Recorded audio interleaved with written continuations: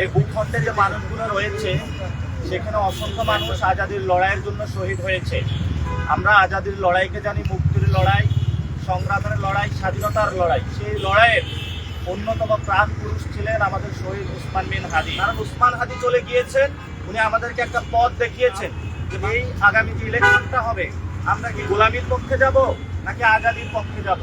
এই জন্য আমরা আজাদির জোটকে পছন্দ করেছি। আজকে ঢাকা বিশ্ববিদ্যালয় এরিয়ায় আমরা আজাদি যাত্রা শুরু করলাম। যদি কোনো ব্যক্তি বা কোনো দল আপনাদের কাছে চাঁদাবাজি করে, সন্ত্রাসী কার্যক্রম করে, দখলদারিত্ব করে, তাহলে আপনারা আজাদির স্লোগান তুলে তাদেরকে আপনারা গ্রেফতার করে প্রশাসনের হাতে তুলে দেবেন।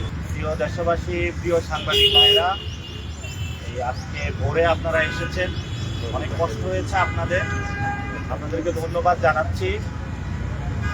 আমরা আজকে সকালবেলায় ঢাকা বিশ্ববিদ্যালয়ের জামে মসজিদে ফজরের সালাত আদায় করেছি। এরপরে আমরা শহীদ উসমান হাদির কবর জিয়ারত করেছি। জিয়ারতের পরে আজকে আমরা এখানে দাঁড়িয়েছি। আমরা নতুন একটি আমাদের জীবনের অধ্যায় শুরু করতে যাচ্ছি। আমরা বাংলাদেশে নতুন করে একটি যাত্রা শুরু করতে যাচ্ছি, সেটা হলো আজাদি যাত্রা।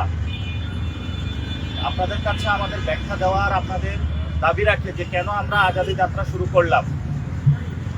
আপনারা জানেন এই ভূখণ্ডে যে মানুষগুলো রয়েছে সেখানে অসংখ্য মানুষ আজাদির লড়াইয়ের জন্য শহীদ হয়েছে। আমরা আজাদির লড়াইকে জানি মুক্তির লড়াই, সংগ্রামের লড়াই, স্বাধীনতার লড়াই। 1971 সালে সাম্য, মানবিক মর্যাদা এবং ন্যায় বিচারের জন্য অসংখ্য মানুষ শহীদ হয়েছিলেন। 90-তে শহীদ হয়েছিলেন, 2024-এ শহীদ হয়েছিলেন।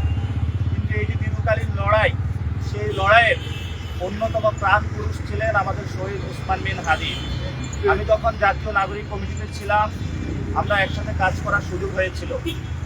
পরবর্তীতে উনি সাংস্কৃতিক যে আগ্রাসন আছে সেই পরাধীনতার শৃঙ্খল থেকে বাংলাদেশকে মুক্ত করার জন্য সাংস্কৃতিক আজাদির প্রোগ্রাম চালিয়েছিলেন বাংলাদেশে।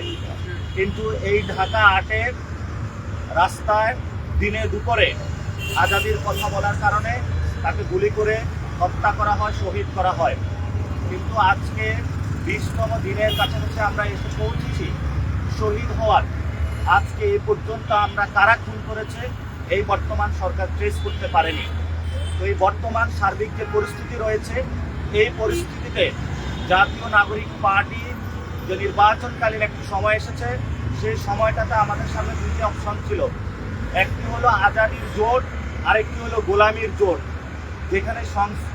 যেখানে আমাদের সংস্কৃতির পরাধীনতা রয়েছে, অর্থনৈতিক পরাধীনতা রয়েছে, রাজনৈতিক পরাধীনতা রয়েছে। এবং সেখানে আমরা দেখতে পেলাম অনেক লুটতরাজ, যারা আমাদের দেশের টাকা বিদেশে পাচার করেছিল, যারা আমাদের পকেটের টাকা কেটে জনগণের সাথে অন্যায় করেছিল, তারা বিভিন্ন অফিসে গিয়ে সেজদা দেওয়া শুরু দিয়েছে। তখন আমরা চিন্তা করলাম এই আগামী যে ইলেকশনটা হবে আমরা কি গোলামির পক্ষে যাব নাকি আজাদির পক্ষে যাব। এই জন্য আমরা আজাদির জোটকে পছন্দ করেছি। আমাদের যে 11 দলীয় জোট, ইনশাল্লাহ এটা বাংলাদেশের আজাদ করার জন্য আজাদির যে লড়াই এটা হলো চালিয়ে যাবে ইনশাল্লাহ। আমাদের সামনে অপশন ছিল আমরা কি গোলামির প্রতীক নিব নাকি আজাদির প্রতীক নিব। এই জন্য আমরা আজাদির জোটে থেকে আজাদির প্রতীক শাপলাকলিকে আমরা বাছাই করেছি আমাদের সামনে। আমি নাসিরউদ্দিন পাটোয়ারি, আপনারা জানেন যে আমি ঢাকা 8 আসনে 11 দলীয় জোটের সংসদ সদস্য পদপ্রার্থী। কিন্তু এর চেয়ে বড় একটি কর্তব্য আমার সামনে এসেছে। সেই কর্তব্যটি হলো আমারই সহযোদ্ধা শহীদ উসমান হাদি বিচার হওয়া পর্যন্ত এবং আজাদির যে লড়াইটা উনি শুরু করেছিলেন সেটা সমাপ্ত করা পর্যন্ত আমরা নতুন করে আবার তাদের সেই আজাদির যে যাত্রাটা আছে সেটা আজকে এখান থেকে নতুন করে আবার শুরু করলাম। কারণ উসমান হাদি চলে গিয়েছেন, উনি আমাদেরকে একটা পথ দেখিয়েছেন যে বাংলাদেশকে স্বাধীন রাখতে হবে, এখানের মানুষের অর্থনৈতিক মুক্তি রাখতে হবে, রাজনৈতিকভাবে মুক্ত রাখতে হবে এবং সাংস্কৃতিক যে আগ্রাসন আছে সেটা থেকে মুক্ত রাখতে হবে। এই জন্য আমরা শহীদ উসমান হাদির কবর জিয়ারত করে তার আকাঙ্ক্ষা ধারণ করে আজকে ঢাকা বিশ্ববিদ্যালয় এরিয়ায় আমরা আজাদি যাত্রা শুরু করলাম। ইনশাল্লাহ আজকে থেকে ঢাকা 8 আসন, রমনা প্রশাসন, রমনা, শাহবাগ, মতিঝিল, শাহজাহানপুর যে অঞ্চলগুলো রয়েছে এবং পুরো বাংলাদেশকে আমরা আজাদ অঞ্চল হিসাবে ঘোষণা করলাম। এই অঞ্চলে যদি কোনো ব্যক্তি বা কোনো দল আপনাদের কাছে চাঁদাবাজি করে, সন্ত্রাসী কার্যক্রম করে, দখলদারিত্ব করে, তাহলে আপনারা আজাদির স্লোগান তুলে তাদেরকে আপনারা গ্রেফতার করে প্রশাসনের